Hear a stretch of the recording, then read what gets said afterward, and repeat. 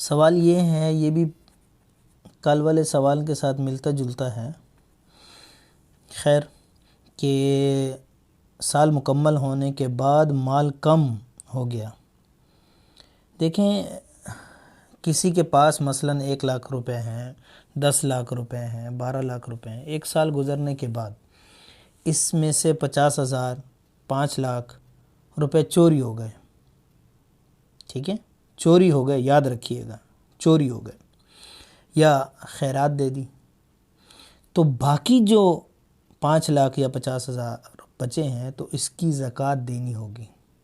نصاب سے نیچے بھی آ جائے پھر بھی آپ نے زکوٰۃ دینی ہے، واجب ہو چکی تھی، اور آپ نے پیسہ خیرات کیا ہے یا چوری ہوگی۔ اپنے اختیار سے اگر کسی کو دیا ہے تو پوری کی زکوٰۃ دینی ہوگی آپ کو۔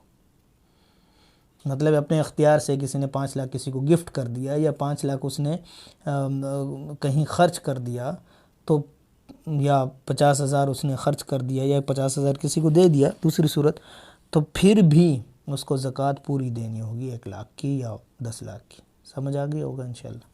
واللہ اعلم بالصواب۔